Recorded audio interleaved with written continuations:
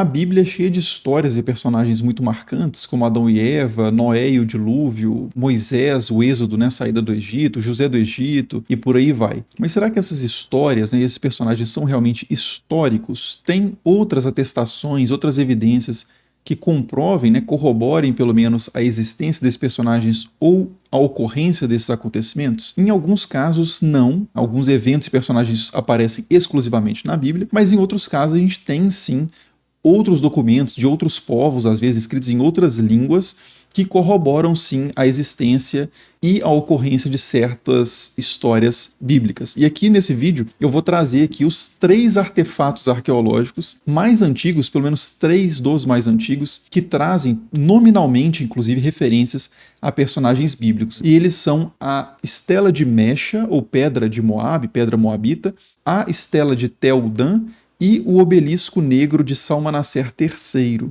Então a gente vai ponto a ponto, né, objeto a objeto, para a gente ver o que a gente encontra ali que corrobora ou que diverge também de histórias que a gente encontra na Bíblia. Mas antes disso eu queria só agradecer a Insider que está apoiando esse vídeo com vários outros vídeos aqui do canal. A Insider, vocês já conhecem, é quem faz as Tech T-shirts, faz outros produtos, roupas, né, com tecnologia anti-odor, que não precisa passar, que também é super confortável, prática, né, eu sempre uso e recomendo fortemente. Então vou deixar o link na descrição do vídeo e no primeiro comentário fixado. Vocês já abram aí de uma vez para deixar para olhar depois. E usem o cupom, se decidirem pela compra, usem o cupom ESTRANHA ou ESTRANHA15, não sei exatamente como é que tá, mas testa lá se vocês entrarem pelo link. Já te leva direto para o site com o cupom e vocês dessa forma conseguem também ter acesso às roupas da Insider que são excelentes e é uma forma de apoiar o canal também. Mas, dito isso, vamos lá para os 3 artefatos mais antigos que mencionam personagens que também aparecem na Bíblia. Então, começando pela Pedra Moabita. Esse é um artefato do 9º século a.C., também é chamado de Estela de Mecha, porque ele é uma pedra, uma estela, esse tipo de monumento, parece uma lápide de pedra, e tem uma série de inscrições nele aqui. Se a gente amplia, né, a gente consegue ver algumas inscrições em Moabita, em escrita moabita, que é muito parecida com o hebraico antigo, né, com o paleo-hebraico. E nessa pedra moabita, ela é uma pedra produzida no reino de Moabe, então não é um documento produzido pelos povos ali, os protagonistas do Antigo Testamento, por assim dizer, e ele conta os grandes feitos de um rei de Moabe chamado Mecha. E esses feitos incluem a resistência de Moabe contra o domínio de Israel, algo que também aparece no 2º livro de Reis. Então a gente tem uma mesma história contada em documentos diferentes, por povos diferentes, em línguas diferentes, inclusive, que conferem, consequentemente, grande plausibilidade à ocorrência histórica de fato desse conflito entre Israel e Moabe e da existência dos personagens citados aí, como o próprio rei Mecha, que é o protagonista aí da pedra, e os reis que ele enfrenta. Então, só para situar isso melhor num mapa, aqui a gente tem o reino de Israel, o reino de Judá, e aqui o reino de Moabe. E o que acontece é o seguinte: segundo os textos que a gente encontra no 2º livro de Reis e na Pedra de Moabe, o reino de Moabe pagava pesados tributos para Israel nos tempos em que Israel era governada por um rei chamado Omri. Então esse rei, ele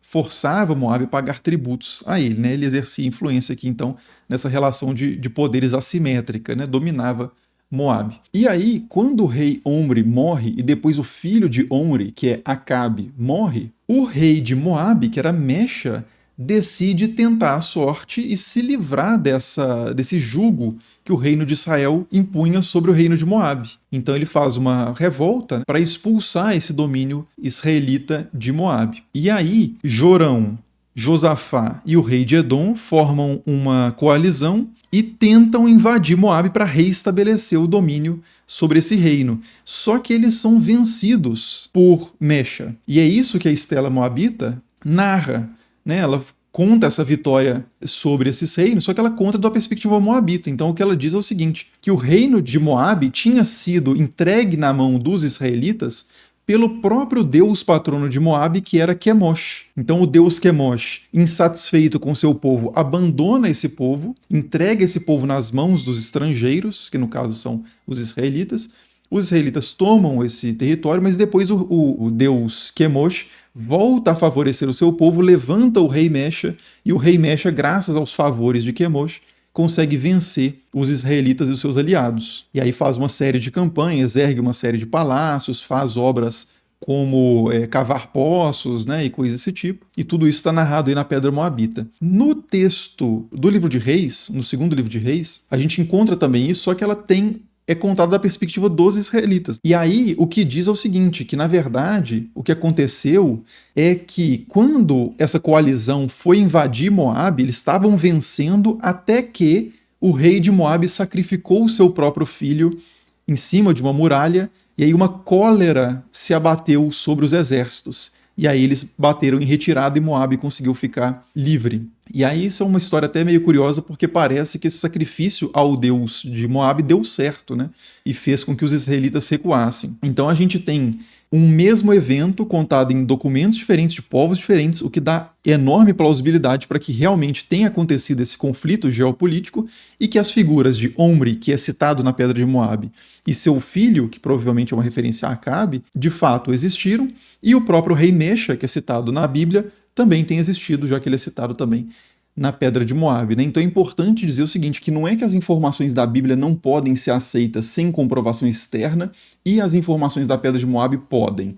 Não, os dois documentos devem ser lidos criticamente, né? Os dois têm um lado muito claro na história que eles contam e, consequentemente, podem estar moldando a história a favor da mensagem que eles especificamente querem passar. Então a questão aqui não é a Bíblia comprovar a Pedra de Moabe, nem a Pedra de Moabe comprovar a Bíblia. A questão é que, como a gente tem esses dois documentos, a gente tem uma múltipla atestação. A gente tem um evento mencionado em dois documentos diferentes e personagens mencionados em dois documentos diferentes. Então isso corrobora a historicidade básica desse evento e desses personagens, né? Mas os detalhes que aparecem só em um ou em outro documento e a interpretação teológica desses eventos, né? Por exemplo, se Yahvé favoreceu Israel no conflito, como diz a Bíblia, ou se Quemosh favoreceu Moabe, como diz a Estela de Mecha, isso continua sem comprovação histórica. Uma coisa é confirmar que o conflito entre Israel e Moabe aconteceu.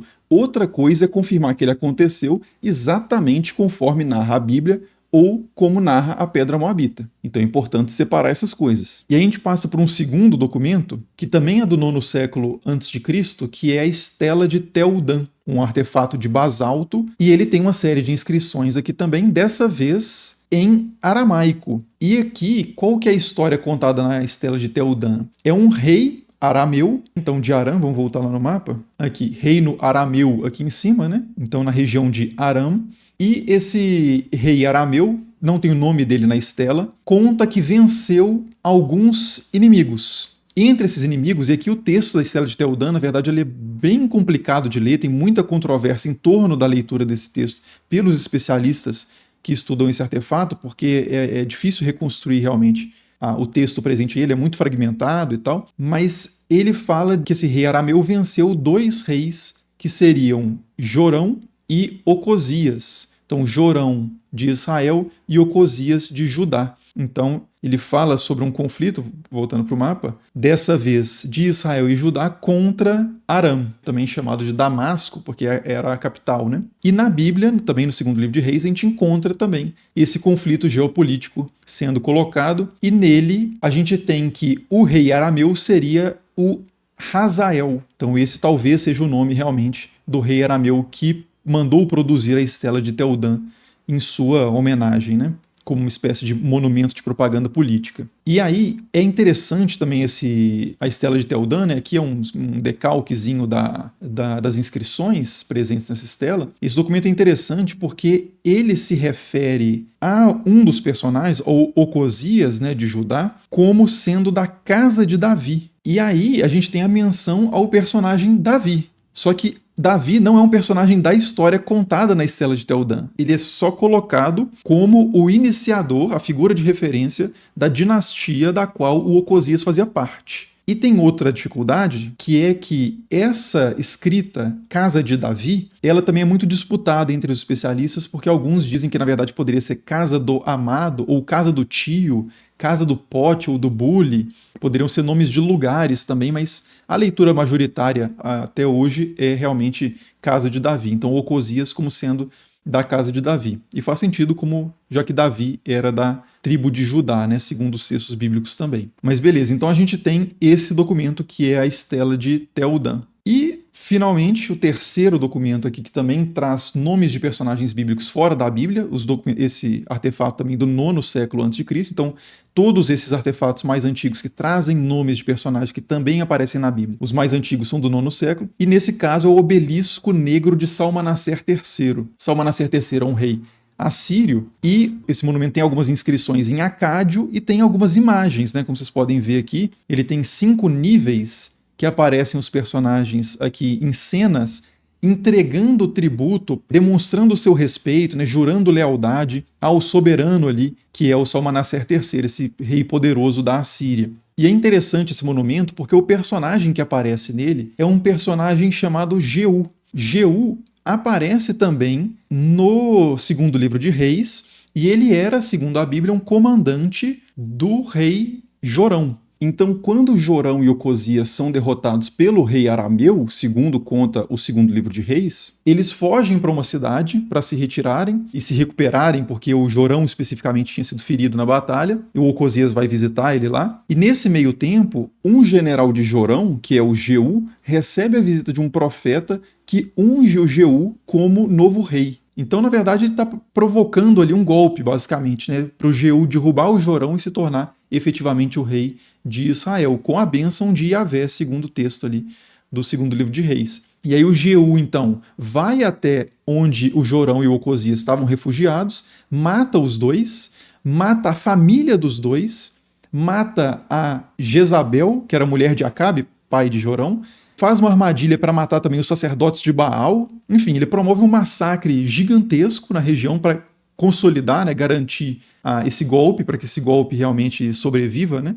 e ele realmente consiga se consolidar como rei de Israel. E é exatamente esse rei absolutamente implacável, né, violento, que aparece no obelisco de Salmanaser III beijando os pés do rei assírio. Porque, assim, uma coisa é você ser valentão ali nos pequenos reinos de Israel, de Judá, de Edom. Outra coisa é você bater de frente com uma potência gigantesca como eram os assírios, ou em outros contextos como eram os egípcios, né? Então aqui o rei Jeú aparece se prostrando diante de Salmanaser III e trazendo com ele também uma comitiva que leva uma série de presentes e de tributos para o rei assírio. Então esse é outro personagem que a gente também encontra na Bíblia, Jeú, e é mencionado no obelisco negro Salmanaser III como Jeú da casa de Omri. O que é estranho, porque, segundo o texto de Reis, o Jeú é um usurpador. Ele não era da dinastia do Omri, ele não é um descendente de Omri, ele não é da família, consequentemente, de Acabe, nem de Jorão, mas os assírios o chamam da casa de Omri. Isso talvez seja ou por um erro dos escribas, né, dos escribas assírios, que podem ter confundido ali, já que eles talvez não se importassem tanto com os detalhes familiares ali do reino de Israel, ou pode ser que eles soubessem que o Jeú não era da dinastia de Omri, mas para efeito de legitimidade o chamavam dessa forma, para não dar na cara a questão de que é um usurpador, ou talvez casa de Omri fosse uma referência meramente local, uma expressão só para dizer que Jeú era de Israel, independente se ele é ou não é da família do Omri de fato. Mas enfim, são várias as possibilidades.